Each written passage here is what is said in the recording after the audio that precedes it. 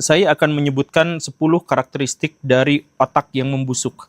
Dan kalau Baraya mengalami 3 di antaranya, 3 atau lebih, atau anak Baraya, atau adik Baraya, atau siapapun yang Baraya kenal, lebih dari 3 dari 10 yang saya sebutkan berikut ini, maka saya mohon maaf, tetapi orang yang dimaksud itu mengalami pembusukan otak. Apa saja? Kita simak satu-satu. Nomor 1, kriterianya itu adalah kelebihan nonton layar ponsel. Kalau misalkan dia lebih dari 3 atau 4 jam sehari, maka dia sebenarnya adalah cenderung atau terindikasi kuat mengalami pembusukan otak atau brain roots. Kemudian yang kedua, tidak bisa fokus pada komunikasi dan interaksi yang panjang. Jadi mereka tuh senangnya yang pendek-pendek dan mereka tuh gampang terdistrak gitu. Jadi kalau misalkan ada nongkrong, misalkan sejam, 2 jam ngobrol gitu ya dan dia tuh gak kuat. Dia tuh ngomong 5 menit langsung main HP lagi, ngomong 10 menit di tengah tongkrongan gitu ya, main gitar, langsung main HP lagi dan sebagainya. Itu artinya dia terindikasi brain roots. Yang ketiga, senang pada informasi yang pendek dan instan. Jadi kalau nyari informasi, misalkan dia lagi baca buku, misalkan lagi nyari informasi, dia cari aja kata kunci yang dia butuhkan, sisanya yang lain mah diabaikan, di scroll kesana kesini gitu. Dia tuh gak mau menyimak sesuatu yang panjang gitu. Jadi kalau misalkan guru ngomong, dia nggak bisa mendengarkan yang panjang-panjang. Kalau ada ceramah ngomong, motivator yang ngomong, dia tidak bisa ngomong yang panjang-panjang, senangnya yang pendek-pendek aja. Nah itu brain roots. Atau misalkan kemudian yang keempat, suka dengan konten-konten yang tidak bermakna, tidak berfaedah, bahkan tidak lucu. Tapi dia tidak bisa lepas dari itu gitu. Nah, jadi ini nggak berfaedah gitu. Tapi ya udahlah daripada nggak ada. Nah, itu ciri brain roots. Kemudian yang kelima, mengabaikan interaksi sosial. Jadi nggak lagi suka main bola, suka lagi ngobrol sama tetangga, sasalaman sama tetangga, basa-basi busuk sama tetangga, sama teman-teman, relatif tidak suka. Kemudian menunda-menunda pekerjaan dan tugas. Jadi misalkan gini ya, ambilin jemuran di jemuran tetangga. Ntar mah. Ntar. Nah gitu ya. Atau misalkan, aduh saya teh sama si bos disuruh ngerjain harus selesai sekarang. Tapi ini dulu istirahat dulu, guling-guling dulu. Nah kayak gitu. Dia relatif untuk menunda-nunda pekerjaan. Kemudian yang nomor 7-nya sering gelisah kalau dia tidak memegang ponsel dalam waktu yang lama. Kemudian impulsif. Langsung gitu ya. Kemudian mudah menyerah, mudah ngambek, mudah stres, mudah depresi. Itu yang ke-9. Kemudian dia itu menganggap bahwa generasi yang lain itu buruk gitu. Jadi misalkan generasi yang lebih atas, bapak-bapak, ada gitu generasi milenial mah gini-gini pikirannya. Jadi gap antar generasi itu sangat senjang. Nah, kalau Baraya menemukan 3 atau lebih dari 10 kriteria yang saya sebutkan tadi, maka itu terindikasi kebusukan otak atau brain roots. Apakah itu berbahaya? Soal berbahaya tunggu dulu, tetapi yang jelas fenomena brain roots itu menjadi sesuatu yang berbahaya karena itu dialami oleh anak-anak kita. Generasi yang lebih muda, generasi Alpha, Gen Z, dan lain sebagainya. Makanya salah satu indikasi yang paling kuat adalah dengan kemunculan tralalelo tralala, bombardilo krokodilo, tung tung tung tung tung tung tung tung tung tung tung sahur, dan teman-teman yang sejenis dengan itu. Nah, bagaimana bisa karakteristik dari anomali yang lucu-lucu itu justru menjadi salah satu kriteria utama brain roots yang ada di anak-anak kita? Simak videonya sampai tuntas karena ini adalah sesuatu yang sangat penting, sangat urgen, dan sangat berbahaya. Yuk kita mulai.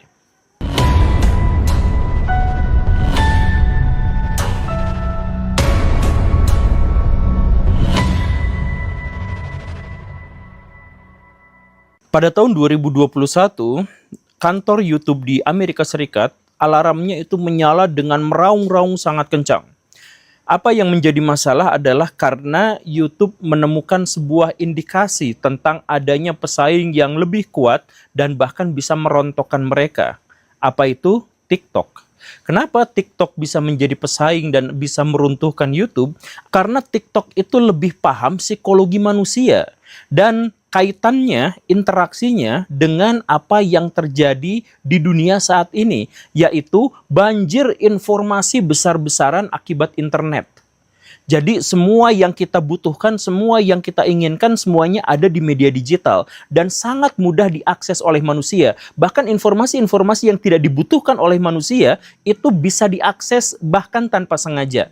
Nah, ini menyebabkan apa? Ini menyebabkan orang-orang ketika dia berinteraksi dengan media sosial dan media digital, dia membutuhkan informasi yang sangat cepat, sangat akurat, sangat efisien, dan to the point. Dia tidak suka sama informasi-informasi yang panjang dan bertele-tele. Dia tidak suka dengan informasi-informasi yang terlalu dalam. Pokoknya yang di permukaan dan selesai hanya bisa dengan membaca judulnya saja. Itu yang diharapkan oleh orang-orang zaman now terhadap sebuah informasi dan berita. Bahkan terhadap hiburan dan entertainment. Karena apa? Karena mereka sekarang kebanjiran informasi. Jadi pengen video-video yang pendek. Nah, wawasan itu digunakan oleh TikTok untuk akhirnya menyediakan layanan video-video juga yang pendek-pendek.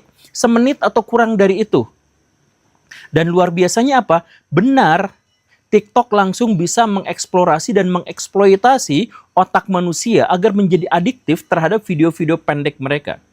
YouTube tidak bisa mengantisipasi hal yang seperti ini sebelumnya, dan karena mereka akhirnya menyadari bahwa TikTok lebih benar dalam hal mengadaptasi kecenderungan manusia terhadap teknologi dengan video-video pendek, maka terpaksa YouTube akhirnya bikin short video, kemudian Instagram juga bikin video-video yang pendek, Reels misalkan, dan lain sebagainya. Banyak sekali video-video sekarang bertebaran yang sengaja diformat menjadi sangat-sangat pendek. Kan begitu. Dan karena itu apa? Menyebabkan otak manusia itu kelebihan muatan, kelebihan informasi, kelebihan dopamin, kelebihan kesenangan dari video-video pendek yang di-scroll begitu banyaknya. Jadi bahkan video yang sangat bermakna pun menjadi tidak bermakna karena dulu mah ada fun fact gitu yang menyenangkan, ada trivia yang saya belum tahu. Sekarang semua orang juga memiliki trivianya. Sekarang semua orang menyimpan informasi yang tidak diketahui sama orang lain, dan itu akhirnya apa? Membuat otak menganggap bahwa itu tidak lagi bermakna, membuat otak menganggap bahwa sesuatu itu tidak lagi penting dan menarik. Akhirnya apa? Ya akhirnya terjadi pembusukan pada informasi-informasi itu. Akhirnya orang-orang kecanduan tetap pada informasi-informasi dan entertain yang pendek-pendek karena itu dopamin mereka bekerja di situ. Tetapi apa yang mereka dapatkan, apa yang otak mereka itu miliki, ya tidak ada. Dapat lucu, lupa lagi, dapat lucu, lupa lagi, informasi penting, lupa lagi. Udah mereka tidak bisa mengakses dan merasakan informasi yang panjang, informasi yang pendek pun mereka gagal untuk menemukan maknanya. Dan akhirnya apa? Ketika itu sudah menjadi pembiasaan, otak kita pada akhirnya mencari sesuatu yang penting bisa ditonton, yang penting bisa dilihat, bahkan ketika dia anfaedah sama sekali.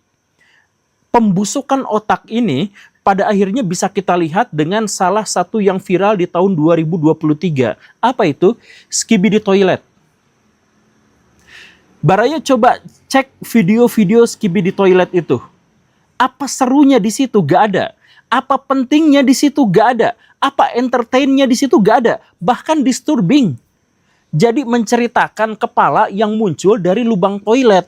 Itu sadismenya ada, joroknya ada, kejijikannya ada, dan biasanya visualnya juga mengerikan. Dan bayangkan Baraya, itu bukan hanya tidak bermakna, bukan hanya tidak penting, bukan hanya tidak ada informasi yang bisa kita gali di situ, tetapi itu viral. Anak-anak kita seneng nonton itu.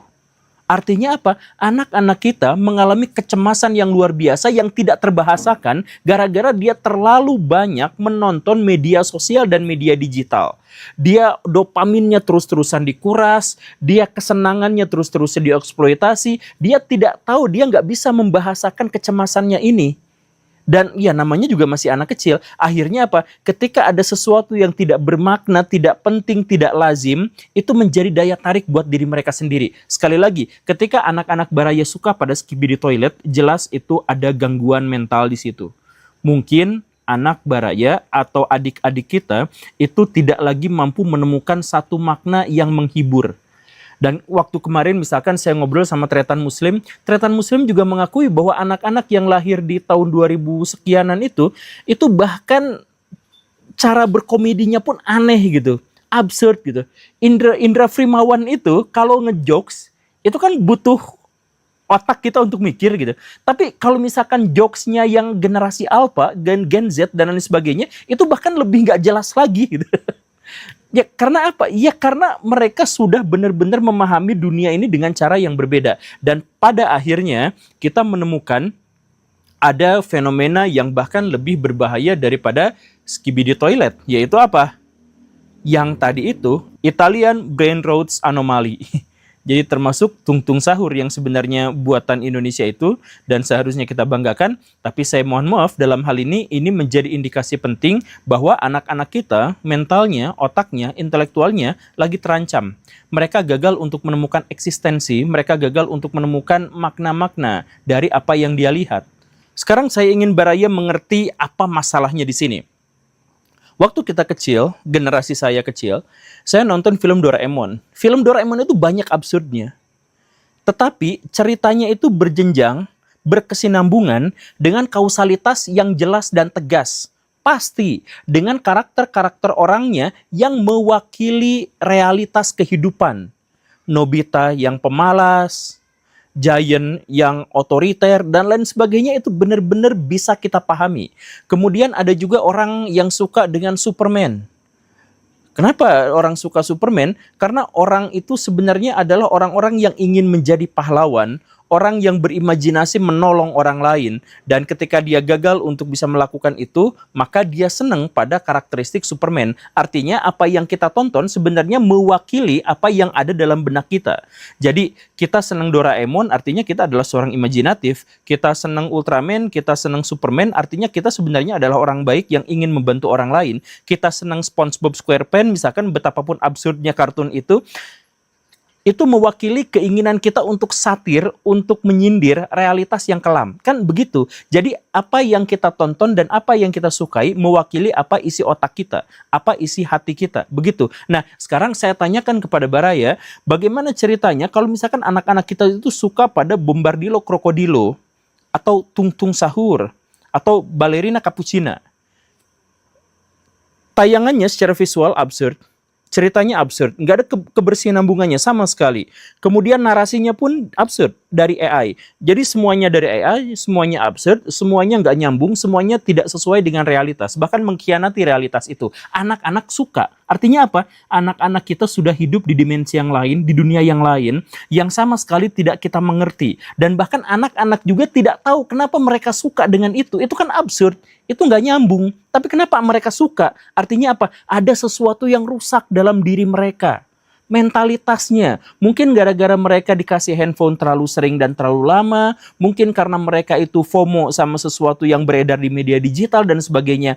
Dan mereka ingin menampilkan keresahan, kesusahan hati, tapi mereka tidak bisa. Makanya mereka suka dengan itu karena tung sahur misalkan, itu menunjukkan ekspresi kecemasan. Itu adalah surrealis yang tegas dan jelas. Itu mengandung sesuatu yang absurd, yang sama sekali tidak sesuai dengan realitas. Gitu kan? Itu masalahnya di situ. Jadi saya tidak menyalahkan siapapun yang membikin kartun-kartun aneh itu. Saya nggak menyalahkan mereka. Saya hanya sebut bahwa mereka itu adalah indikasi bagi brain rots di anak-anak kita. Baraya, absurd itu nggak berbahaya. Absurd yang tidak masuk akal itu juga sebenarnya tidak berbahaya. Tapi absurd yang tidak sesuai dengan realitas, kemudian itu disampaikan kepada anak-anak kita di bawah umur 10 tahun, itu sangat berbahaya. Karena mereka sedang belajar terhadap kehidupan, begitu kan? Dan menjadi lebih berbahaya kalau absurd, bertentangan dengan realitas, kemudian viral dan disukai oleh anak-anak. Artinya apa? Anak-anak kita berarti sedang menyukai sesuatu yang memang ada dalam benaknya sendiri. Yaitu apa? Kerusakan. Jadi tolonglah, ini penting buat Baraya. Sekali lagi ya, kita nggak nyalahin siapa yang bikin tung sahur dan sebagainya, nggak.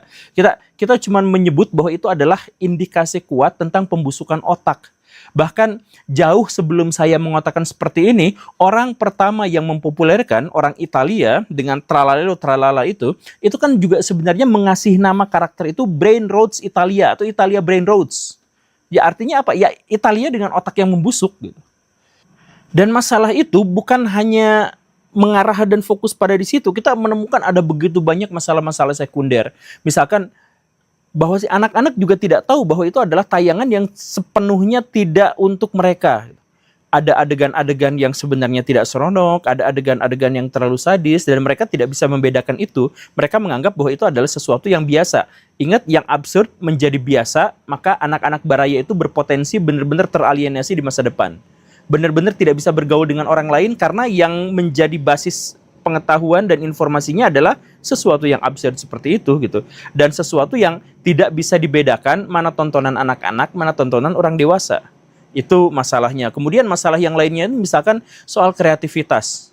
Jadi kalau misalkan dulu kita bikin kartun itu ribetnya luar biasa. Kita harus jago gambar lah, kita harus jago di moving-movingin lah, kemudian kita juga harus jago bercerita lah, dan lain sebagainya. Tapi sekarang suaranya pakai AI, ceritanya pakai AI, karakteristiknya pakai AI. Lalu kreator ini faedahnya apa? Artinya apa? Kreativitasnya hilang, untuk yang memproduksinya dan untuk yang konsumennya itu bahkan menjadi lebih buruk lagi. Apakah baraya sekarang sudah mulai khawatir? Yang jelas ini saya sebut sebagai penurunan dari intelektual masyarakat di seluruh dunia. Bukan hanya di Indonesia, tapi di seluruh dunia. Di banyak episode saya jelaskan bahwa peradaban manusia itu kan terus-terusan nanjak, naik terus. Dulunya awalnya pertama menemukan api, kemudian dia menemukan besi. Dari besi itu mereka menemukan informasi dan pengetahuan tentang metalurgi. Setelah itu mereka gunakan untuk perang. Dari situ mereka menciptakan sistem pemerintahan, ada hierarkinya. Mereka mulai saling serang satu sama lain. Dalam serang-serangan itu mereka bertukar kebudayaan, mengakumulasikan pengetahuan. Akhirnya muncullah sebuah kerajaan besar, muncullah kekaisaran besar. Lalu setelah itu mereka berperang satu sama lain. Kemudian dari situ ada revolusi industri, ada revolusi ilmu pengetahuan, ada revolusi Prancis dan sebagainya. Perkembangan otak manusia itu berkembang terus-terusan dengan akselerasi yang semakin lama semakin cepat. Ada nggak titik batas akhirnya? Ada. Kapan? Sekarang. Kenapa harus sekarang? Karena bagaimanapun kecerdasan manusia, intelektualitas manusia, temuan-temuan dan peradaban manusia itu harus lungsur, harus habis karena sejak awal peradaban manusia didorong oleh kebutuhan dan keinginan untuk memenuhi hasrat hewani mereka, untuk memenuhi kebutuhan biologis mereka.